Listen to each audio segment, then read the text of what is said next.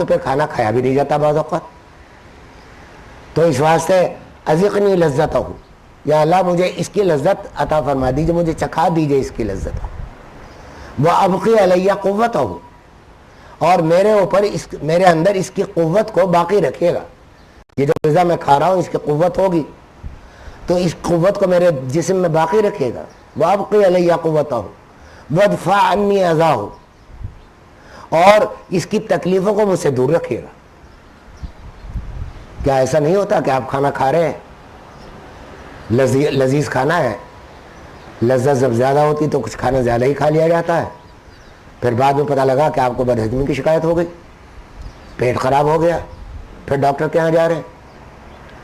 تو یہ دیکھیں کتنی رعایتوں کے ساتھ حق تعالی شانہ نے یہ حضور صلی اللہ علیہ وسلم نے ہمیں یہ دعا سکھا دی کہ ایسا کہہ لیا کرو کھانے سے پہلے.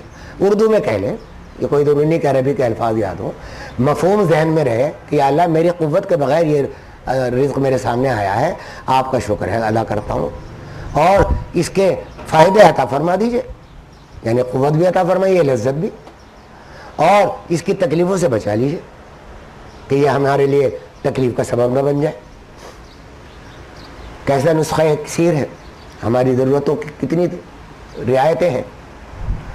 تو اس کے بعد جب کھانا کھا لیا تو اب شیطان تو اسی وقت مایوس ہو گیا تھا جب آپ نے بسم اللہ پڑھ لی تھی. وہ تو اپنے ساتھیوں سے کہہ چکا کہ اس کھانے میں تمہارا کوئی حصہ نہیں. اور جب آپ داخل ہوئے تو اس وقت آپ نے بسم اللہ پڑھ لی یا وہ دعا پڑھ لی کہ یا اللہ مجھے خیر کا داخلہ عطا فرمائیے اور خیر کا باہر نکلنا عطا فرمائیے. تو اس وقت شیطان نے یہ کہہ دیتا کہ یہاں تمہارے قیام کی کوئی گنجائش نہیں. تو اس واسطے اب جب یہ دعا پڑھ لی تو اب کھانے کی لذتوں اور کھانے کی قوت کا اور اس کی تکلیفوں سے بچنے کا بھی اہتمام ہو گیا. اب کھانا کھا لیا، کھانا کھانے کے بعد اللہ تعالیٰ کا شکر ادا کیجیے. اس کے لیے بھی آپ نے خاص صرف اتنا کہہ دینا بھی کافی ہے، اللہ تیرا آپ کا بڑا شکر ہے کہ آپ نے یہ کھانا عطا فرمایا، الحمدللہ کہہ دیجیے، کافی ہے اتنا بھی. لیکن ایک دعا سکھا بھی دی کہ پھر اس طرح کر لو جس طرح حضور نے فرمایا، تو اس کی نور اور برکات اور اس کی انوار کچھ اور ہوں گے. الحمدللہ الذی اطعمنا وسقانا وجعلنا مسلمین. شکر ہے اس ذات کا جس نے ہمیں کھانا کھلایا، ہمیں پانی پلایا اور ہمیں مسلمان بنایا. اب اس میں ایک ٹکڑا آخر میں یہ لگا دیا کھانے کے ساتھ کہ وجعلنا مسلمین، کہ ہمیں مسلمان بنایا. اصل نعمت تو یہی ہے کہ مسلمان ہیں آپ، ورنہ کافر بھی کھانا کھاتے ہیں. جانوروں کے اور کافروں کے کھانے میں کوئی فرق نہیں ہے کہ جانور بھی بغیر اللہ کا نام لیے کھاتے ہیں، وہ بھی بغیر اللہ کا نام لیے کھاتے ہیں، صرف قوت کے لیے کھاتے ہیں، صرف لذت کے لیے کھاتے ہیں. وجعلنا مسلمین کہہ کر یہ یاد دلا دیا کہ دیکھو تم مسلمان ہو، تمہارا کام تو یہ ہے کہ کھانا بھی ہم نے عطا کر دیا، سب کچھ کر دیا، تم نے شکر بھی ادا کر دیا، لیکن مسلمان رہنا. اب آگے یہ نہیں کہ حق ادا ہو گیا، غافل نہ ہو جانا ہماری نعمتوں سے، ہماری انعامات سے، اس پر شکر بھی ادا کرنا، وقت پر نمازیں بھی ادا کرنا، عبادت بھی کرنا. اسلام کا 7 ٹکڑا ہر جگہ لگا دیتے ہیں، اللہ تعالیٰ کی ایک خاص خصوصیت ہے.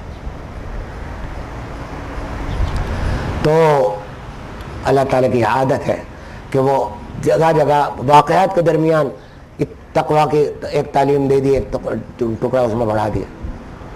بہرحال اب میں عرض کرتا ہوں کہ کھانا ہم کھاتے ہیں بلا شبہ. آپ کہیں گے کہ آج یہ کھانا کھانے کے سکھا رہا ہے ہمیں، کھانا کھانے کا طریقہ کیا ہوتا ہے.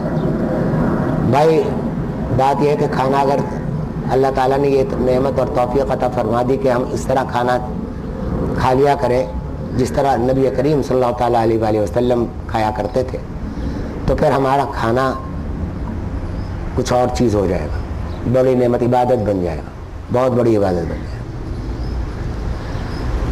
چند باتیں یہاں عرض کر دوں کہ حضرت نبی کریم صلی اللہ تعالیٰ علیہ وآلہ وسلم کے پوتے، یہ حضرت عمر یہ پوتے سوتےلے بیٹے ہیں، نہیں پوتے نہیں ہیں، سوتےلے بیٹے. آپ کہیں گے کہ یہ سوتےلے بیٹے کہاں سے آ گئے حضور صلی اللہ علیہ وسلم کے؟ حضرت عمر بن ابو سلمہ ان کا نام ہے. ام سلمہ ام المؤمنین رضی اللہ تعالی عنہا پہلے بیوی تھی ابو سلمہ کی، اور ابو سلمہ سے یہ بیٹے تھے. تو حضرت صلی اللہ علیہ وسلم سے جب نکاح ہو گیا تو یہ بیٹے ساتھ آئے ام سلمہ. تو یہ سوتےلے بیٹے، یہ کھانا کھا رہے تھے تو کیا کر رہے تھے کہ ڈش میں ادھر ادھر کبھی یہاں سے لے لیا، کبھی یہاں سے لے لیا، کبھی ادھر سے لے لیا، کبھی ادھر سے لے لیا. تو آپ نے فرمایا اے لڑکے رک، اپنے سامنے سے کھا، دانے ہاتھ سے کھا. پہلے فرمایا اللہ کا نام لے، اپنے سامنے سے کھا اور دانے ہاتھ سے کھا.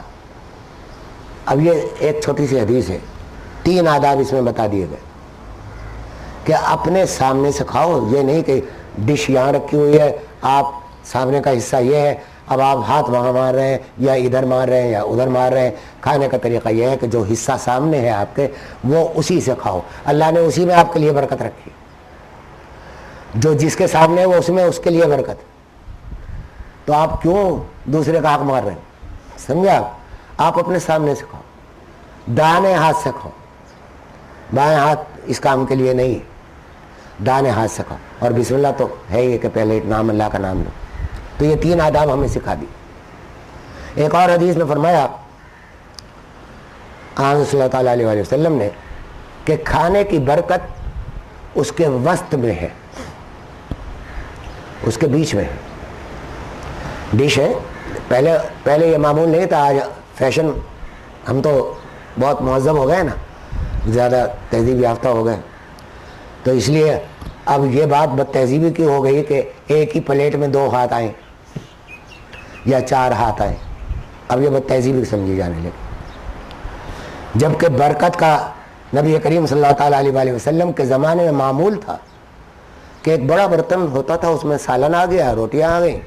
اب اس میں تمام صحابہ اکرام ہاتھ اپنے اپنے سامنے سے کھا رہے ہیں، اسی میں ڈال رہے ہیں. اور ایک حدیثی کا مضمون ہے کہ جتنے ہاتھ جس برتن میں مومنوں کے پڑتے اتنی برکت ہوتی.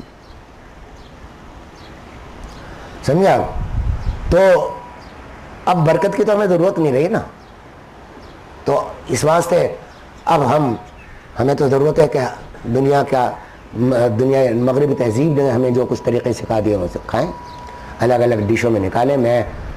اب تو حال یہ ہے کہ